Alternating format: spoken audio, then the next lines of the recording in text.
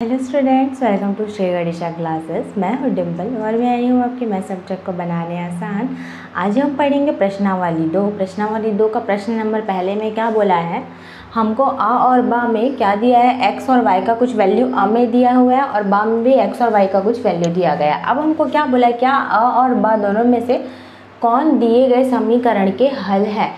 या तो हो सकता है दोनों में वो सेटिस्फाई करे अगर हम इसको सॉल्व करेंगे तो, या हो सकता है एक्स और वाई का वैल्यू ये रखेंगे तब वो हमको क्या मिले, इसके इक्वल मिले, या तो इसमें ना रख के अगर हम ये दोनों में रखते हैं एक्स और वाई का वैल्यू रखते हैं तब वो सेटिस्फाई करेगा। या तो हो सकता है कई क्वेश्चन ऐसे भी हो सकते हैं जिसमें हम क्या रखें, हम दोनों को सॉल्व करके देखेंगे। मतलब हमारा जो प्रश्न दिया है, मैं प्रश्न नंबर 3 को ली हूँ स्टूडेंट्स।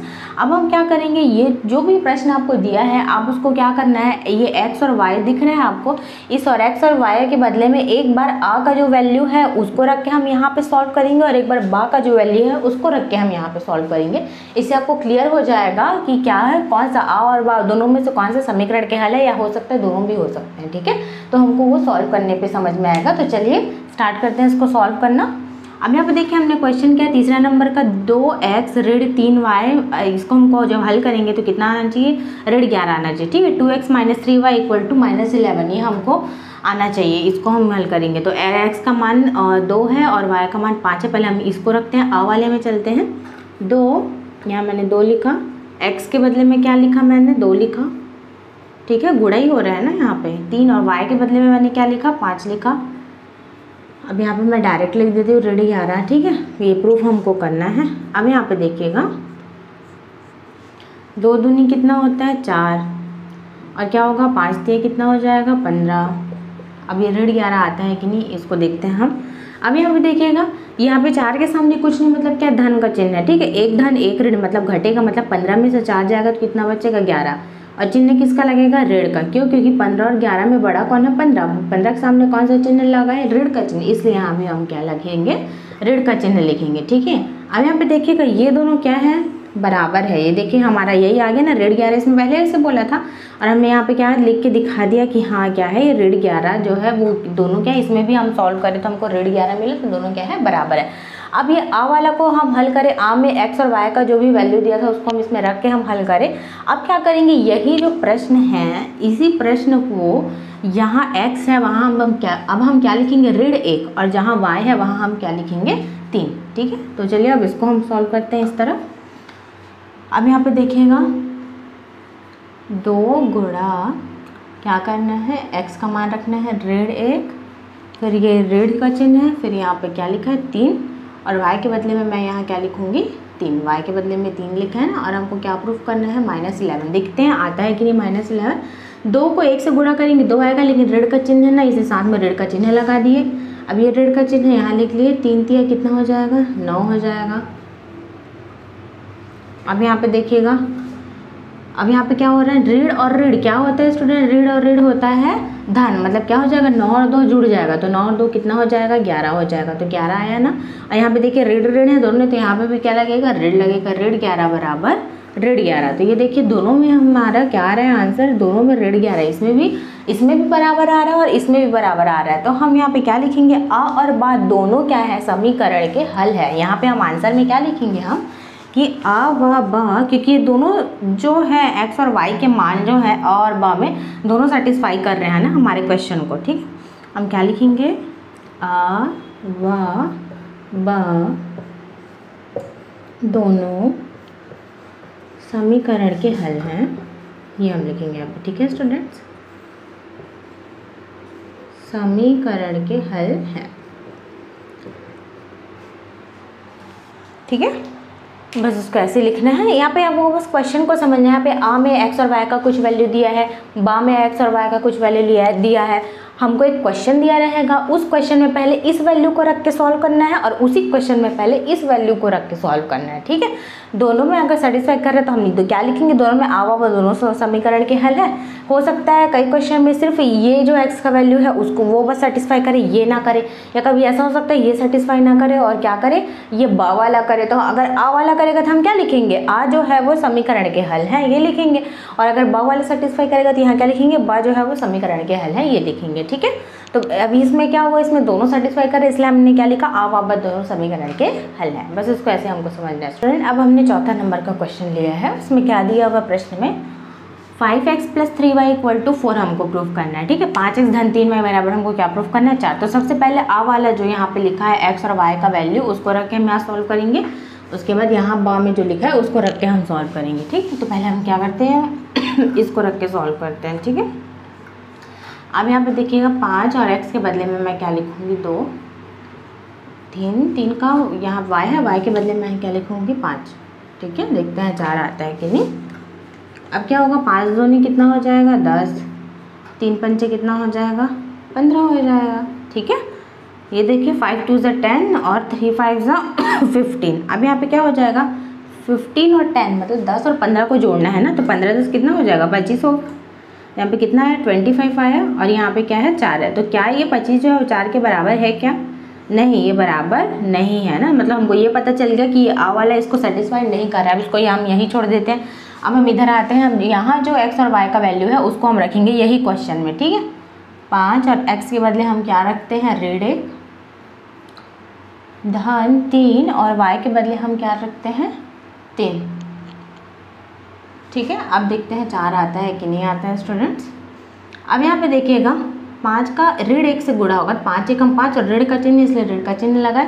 धन 3 3 कितना हो जाएगा, 9 होगा।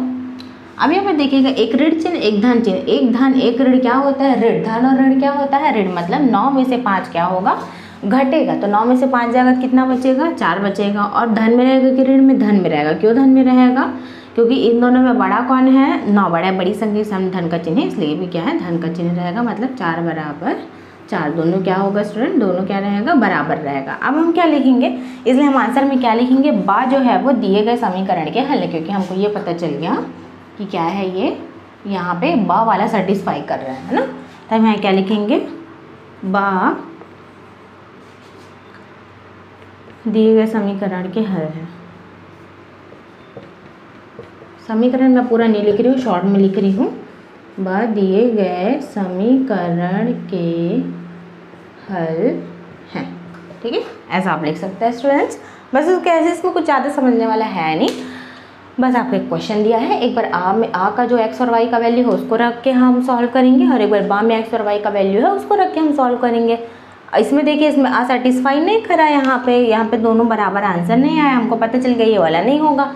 बा वाला को सॉल्व करके देखिए, उसमें हमारा आंसर आ गया। मतलब हमको पता चल गया कि बा में जो x और y का वैल्यू है वही हमारा क्या होगा, उसी से हमारा आंसर आएगा, वही उसको सेटिस्फाई करेगा। तो बस हम उसको क्या लिख देंगे, बा जो है वो दिए गए समीकरण के हल है। बस ये आपको करना है फ्रेंड। अब हम अगला क्वेश्चन देखते हैं। उसमें प्रश्न दूसरे में सेम वही दिया हुआ है कि कौन दिए गए समीकरण के हल है। मतलब आ और बा में दोनों में हमको बताना है। यहाँ पे देखिए आ में जो वैल्यू है वो चेंज हो गया x और y का, इसमें भी बा में भी जो वैल्यू है उसमें भी चेंज हो गया x और y का। अब हमारा क्वेश्चन क्या है, अब यहाँ पे देखिएगा क्वेश्चन को थोड़ा सा अलग कर दिया है। मतलब उसमें सिर्फ आपको एक इतना देता था ना, एक ही क्वेश्चन देता था। अब आपको क्या कर रहा है, दो अलग अलग क्वेश्चन को मिला के एक साथ दे दिया है। जैसे यहाँ पे ये जो है वो एक अलग क्वेश्चन है और ये जो है वो एक अलग क्वेश्चन है, लेकिन दोनों को आपको एक ही साथ दे दिया है। ठीक है, तो आप क्या करोगे, एक बार इसमें रख के आप उसको सॉल्व करोगे और एक बार इसमें रख के सॉल्व करोगे। ठीक है, जिसमें x का मान रहेगा 3, y का मान ऋण 1, दोनों में, इसमें दोनों में। ठीक है, फिर यही दोनों क्वेश्चन को हम यहाँ लेके सॉल्व करेंगे स्टूडेंट, और उसमें x का मान रहेगा 1/2 और y का मान रहेगा 1/3। ठीक है, तो चलिए देखते हैं। ये 2 क्वेश्चन है, समझ लीजिए 2 क्वेश्चन को एक साथ हम लेके चल रहे हैं। ठीक है, 2 और x के बदले में क्या है, यहाँ पे 3 है, तो 2 × 3 मैं लिखूँगी ऋण 3/में, y के बदले में क्या है, ऋण 1 है। अब यहाँ पे कितना आ जा रहा है, बराबर 9, यह आ जा रहा है। अब हम क्या करेंगे, 3 का 2 से गुणा हो जा रहा है, 3 दूनी हो जा रहा है 6, 6 ऋण 3 ऋण 1/9, ये हो जा रहा है। यहाँ पे अच्छे से समझिएगा स्टूडेंट। अब यहाँ पे देखिएगा, यहाँ कुछ नहीं, मतलब बटे में 1 हम अपने से मानेंगे। ठीक है, अब यहाँ पे देखिएगा सेम 1 और ऋण 1 दोनों का क्या हो रहा है, लघुत्तम हो रहा है। तो कितना आ जा रहा है, ऋण 1 का जा रहा है, समझ लीजिए। ठीक है, और यही ऋण 1 का ये नीचे वाले से भाग हो रहा है इस 1 से। ठीक है, 1 का 1 से भाग हो जा रहा है, समझ लीजिए। तो भी क्या ऋण 1 आ रहा है। ऋण 1 को 6 से गुणा करेंगे तो कितना आएगा, ऋण 6 आएगा। तो यहाँ पे ऋण 6 हो गया, यहाँ पे फिर ऋण का चिन्ह है। अब क्या हो जा रहा है, फिर 1 और 1 को गुणा कर रहे हैं, ऋण ऋण है, फिर उसको 3 से गुणा कर रहे हैं, तो यहाँ पे क्या आ जा रहा है, 3 आ जा रहा है। ठीक है, अब यहाँ पे क्या है, 9 है। अब यहाँ पे देखिएगा ऋण 6 ऋण 3 बचा और यहाँ पे क्या बचा 9 और ये जो ऋण 1 जो भाग में था वो इधर आके क्या हो जा रहा है, गुणा हो जा रहा है। तो गुणा कितना हो जाएगा यहाँ पे ऋण 1, ठीक है। अब यहाँ पे देखिएगा ऋण 3 ऋण 6 कितना हो जाएगा ऋण 9 होगा। ऋण और ऋण क्या होता है, धन होता है, इसलिए अभी भी देखिए 9 का 1 से गुणा होगा, 9 एकम 9 और ऋण का चिन्ह इसलिए यहाँ पे भी हम क्या लगाएंगे ऋण 9, ठीक है। तो दोनों क्या हो जाएगा बराबर है, ठीक है स्टूडेंट। यहाँ पे देखिए यहाँ पे हमने ऐसे सॉल्व करा, ये एक तरफ का करा, ठीक है। अभी ये भी हमारा बचा है, अब इसको भी देखते हैं हम। यहाँ पे मैं ऐसे करके लिख देती हूँ, समझ लीजिए, ठीक है। अब यहाँ पे देखिएगा 3 गुणा x के बदले में है 3 धन 7 और y के बदले में है ऋण 1 बराबर 2। अब यहाँ पे देखिए 3 3 9 हो गया, 9 धन 7 बटे में ऋण 1 बराबर 2। अब सेम होगा, यहाँ भी कुछ नहीं, मतलब बटे में 1 हमको समझना है, 1 और ऋण 1 का लघुत्तम, लघुत्तम के बाद जो लघुत्तम में जो आंसर आया है उसको नीचे से भाग और ऊपर से गुणा करेंगे तो कितना आएगा ऋण 9 ही आएगा, ठीक है। फिर बीच में धन का चिन्ह है, धन का चिन्ह हमने लगाया। अब क्या होगा ऋण 1 का ऋण 1 से भाग जाएगा तो 1 आएगा, 1 को 7 से गुणा करेंगे तो 7 1 कम 7 ही आएगा, ठीक है। अब यहाँ पे आ जाएगा 2। अब यहाँ पे देखिए यहाँ पे क्या है ऋण 9 धन 7 बचेगा। अब यहाँ पे जो 2 है, ये जो भाग है ऋण 1 इधर आके क्या हो जाएगा गुणा हो जाएगा, 2 के पास समझ लीजिए 2 का ऋण 1 से क्या हो जा रहा है गुणा हो जा रहा है, ठीक है। भाग में था तो पक्षांतर कर दिए इसको, ये एक जो है भाग में था और भाग में था तो दूसरे जगह चला गया, 2 के पास चला गया तो अपना चेंज कर लिया, मतलब भाग है तो गुणा होता है, गुणा है तो भाग, धन है तो ऋण और ऋण है तो धन। तो भाग था तो गुणा हो गया तो इधर आ गया ना 2 के पास। अब यहाँ पे देखिएगा ऋण 9 धन 7, यहाँ पे एक ऋण का चिन्ह है और एक धन का चिन्ह है स्टूडेंट। ऋण और धन क्या होता है, ऋण मतलब घटेगा, मतलब 9 में 7 जाएगा कितना बचेगा 2 बचेगा, ठीक है। और ऋण का चिन्ह क्योंकि बड़ी संख्या के सामने ऋण का चिन्ह है। अभी हम बराबर, अब 2 को 1 से गुणा करेंगे, 2 एकम 2 और ऋण है ना साथ में, ऋण 1 था तो ये हो जाएगा बराबर। ये देखिए ये इसको सेटिस्फाई कर रहा है, यहाँ पे भी कर रहे हैं, ऋण 9 बराबर ऋण 9, दोनों सेम सेम आए, यहाँ भी दोनों सेम सेम आ रहे हैं। तो मतलब हमको ये समझ में आ गया कि आ के लिए जो x और y का मान है उसके लिए पूरे सेटिस्फाई कर रहा है। अब यही क्वेश्चन को हम इधर लिख के देखते हैं तो क्या ये सेटिस्फाई कर रहा है कि नहीं हमें पता चलेगा स्टूडेंट। चलिए देखते हैं इसको हम सॉल्व करके क्या होता है। अब यहाँ पे देखिएगा 2 और x का मान सीधा मैं लिख देती हूँ 1/2, ठीक है। 1/2 हो गया, यहाँ पे x का मान जो है ऋण 3 और y का मान यहाँ पे कितना है 1/2, सॉरी y का मान है 1/3, ठीक है, हो गया बराबर 9, ठीक है। अब यहाँ पे देखिए इसको इधर मैं लिख रही हूँ और अभी ये वाला भी हमारा बचा है ना 3x धन 7 बटे में y बराबर 2 वाला। अब इसको लिखती हूँ 3 और x के बदले में क्या लिखूँगी 1/2 धन 7 बटे में y है ना, 7 और बटे में क्या है 1/3 बराबर 2 आना चाहिए। देखते हैं इसको सॉल्व करके क्या होता है। अब यहाँ पे देखिएगा स्टूडेंट्स अच्छे से समझिएगा, यहाँ पे देखिएगा 2 को 1 से गुणा कर रही हूँ तो 2 एकम 2 हो जा रहा है 2 और बटे में 2, ऋण का चिन्ह है, ऋण का चिन्ह लगा दी। अब यहाँ पे देखिएगा यहाँ पे 3 बटे में 1/3, यहाँ मैं आपको अच्छे समझा रही हूँ, यहाँ पे 3 बटे पूरे का बटे यहाँ पे है ना, ये पूरे का बटे है। अब यहाँ पे क्या 1/3, ठीक है। जब इस टाइप का कहीं हम लिखा रहता है तो क्या हो जाता है ये पलट के जो नीचे वाला जो हर वाला है वो पलट के ऊपर चला जाता है अंश, मतलब ये क्या बन जाएगा 3 गुणा 3 बटे में 1, मतलब 3 3 9, 9 बटे में 1 ये बन जाएगा, ठीक है। तो हम इसको क्या कर लिए, जो 1/3 था ये 3 ऊपर चला गया, ये देखिए यहाँ से ऊपर आया, ये 3 को 3 से गुणा करें तो 3 3 कितना आ गया 9 आ गया, 9 और बटे में 1, तो हमने 1 लिख दिया बराबर 9, ये हुआ। अब यहाँ पे देखिएगा क्या करना है 2 और 1 का लघुत्तम ले लेंगे, 2 और 1 का लघुत्तम लेंगे तो कितना आएगा 2 आएगा, ठीक है। 2 को 2 से भाग दिए, 1 को 2 से गुणा करें तो 2 ही आएगा, ऋण का चिन्ह 1 को 2 से क्या करते हैं भाग दे रहे हैं तो कितना आया 2, कितना आ रहा है 2 ही आएगा। 2 को 9 से 9 दूनी 18 हो जाएगा, ठीक है। तो यहाँ पे क्या हो जाएगा ऋण 16 बटे में 2 बराबर 9, ऋण 16 फिर 9 जो भाग में था 2 इधर आके गुणा हो जाएगा तो 9 दूनी कितना होगा 18। ये देखिए बराबर नहीं है, चिन्ह भी दोनों का अलग अलग है, ठीक है। तो ये क्या है ये बराबर नहीं है, ये सेटिस्फाई नहीं कर रहे हैं, ठीक है स्टूडेंट्स। अब इसको सॉल्व करते हैं इधर वाला को, ये मैं आपको समझाने के लिए बोली थी 3 बटे, ये जो 3 बटे में 1/3 है ये वाला, ठीक है। ये आप अच्छे से समझ गए होंगे। इसको मैं मिटा रही हूँ। अब यहाँ पे देखिएगा 3 का 1 से गुणा हो जा रहा है तो 3 एकम 3 बटे में 2 धन है। यहाँ पे भी सेम है, यहाँ पे भी देखिए इसको भी सॉल्व करके बता रही हूँ। जैसे यहाँ पे 7 बटे में 1 बटे में 3 है ना, ये पूरे का बटे है बड़ा वाला है ना। अब क्या हो रहा है 3 जो यहाँ पे हर में है वो ऊपर आके अंश में हो जा रहा है, तो मतलब 7 गुणा 3 बटे में 1, 7 दिया 21, तो 21 बटे में 1, ये 21 बटे में 1 यहाँ लिख रही हूँ मैं, 21 बटे में 1। और ये 2 आएगा कि नहीं देखते हैं। अब हम सेम क्या करेंगे, 2 और 1 का लघुत्तम, लघुत्तम के बाद जो भी आंसर आता है लघुत्तम जो हम लोग लिए हैं उसको नीचे से भाग और ऊपर से गुणा। 2 और 1 का लघुत्तम लेंगे तो कितना आएगा, 2 आएगा। 2 को 2 से भाग देंगे तो 1, 1 को 3 से गुणा करेंगे तो 3, 2 को 1 से भाग देंगे 2, 2 को से गुणा करेंगे 21 से तो कितना आ जाएगा, 42 आएगा। ठीक है, आप क्या कर रहे हैं 42 और 3 को जोड़ेंगे तो कितना आ जाएगा, 45, 45 बटे में 2, यहाँ पे 2। अब ये जो भाग है वो इधर आगे क्या हो जाएगा, गुणा हो जाएगा है ना। तो 45 बराबर 4, 2 दूनी 4, 2 का 2 से गुणा हो रहा है तो कितना जा रहा है 4, 45 बराबर 2 की बराबर नहीं है ना, वो उसको भी सेटिस्फाइड नहीं कर रहा है ना। तो हमारा आंसर कौन सा होगा स्टूडेंट, ये होगा, ये हमारा आंसर है और ये भी हमारा आंसर है। ठीक है, तो हम अपना आंसर जो है उसको फाइनल हम क्या लिख सकते हैं, हमको ये पता चल गया कि जो बा वाला है वो सेटिस्फाई नहीं कर रहा है। कौन सा सेटिस्फाई कर रहा है, आ वाला सेटिस्फाई कर रहा है ना। आ वाले का 2 अलग अलग क्वेश्चन को एक साथ लिख दिया, तो देखिए 2 अलग अलग क्वेश्चन एक साथ लिखा है। यहाँ पे मैं लाइन खींच के इसलिए मैं आपको बताई हूँ ताकि आपको अच्छे से क्लियर है कि इसको मैंने कैसे सॉल्व करा है, इसको भी मैंने कैसे सॉल्व करा है, ये भी सेटिस्फाई करे, ये भी सेटिस्फाई करे। आपको कंफ्यूज नहीं होना है कितना बड़ा सा क्वेश्चन दे दिया करके, ऐसा नहीं है, बस 2 क्वेश्चन को एक साथ लिख के दिया। यहाँ पे भी क्या करें, यही क्वेश्चन को मैंने यहाँ पे लिख के एक बार इसका वैल्यू x और y का वैल्यू रख के, ये अलग क्वेश्चन था, ये अलग क्वेश्चन था, उसको मैंने सॉल्व करके आपको बताया। और ये भी सेटिस्फाई नहीं कर रहा है, ये भी नहीं कर रहा, बा वाला सेटिस्फाई नहीं कर रहा है, आ वाला सेटिस्फाई कर रहा है। तो हम क्या लिखेंगे, आ जो है वो दिए गए समीकरण के हल है। तो यहाँ हम लिख देते हैं आ दिए गए समीकरण के हल हैं, शॉर्ट में लिख देती हूँ समीकरण। ठीक है, आ दिए गए समीकरण के हल हैं।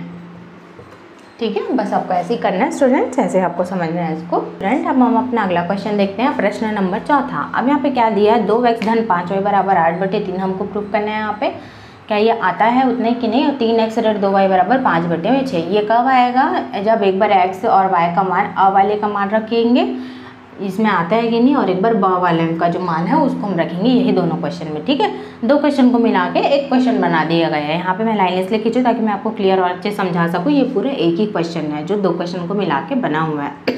ठीक है, अब यहाँ पे देखिएगा 2 गुणा, अब यहाँ पे x का मान कितना है, 3 है, धन 5, y का मान कितना है, ऋण 1 है। ठीक है, ऋण 1 है, बराबर 8/3 आना है। अब यहाँ पे देखिएगा 3 दूनी हो जाएगा 6, धन 5 का ऋण 1 से गुणा, 5 एकम 5 लेकिन ऋण 5 होगा है ना।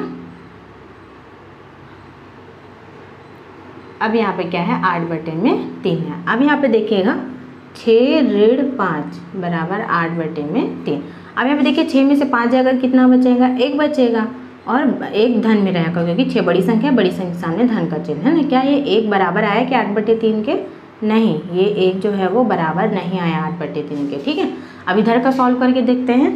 अब यहाँ पे देखिए 3 गुणा x का मान कितना है, यहाँ पे 3 ऋण 2, y का मान कितना है, ऋण 1 है ना, y का ऋण 1 से गुणा हो रहा है समझ लीजिए। तो उसका आंसर जो है वो कितना आना चाहिए स्टूडेंट, 5/6 आना चाहिए।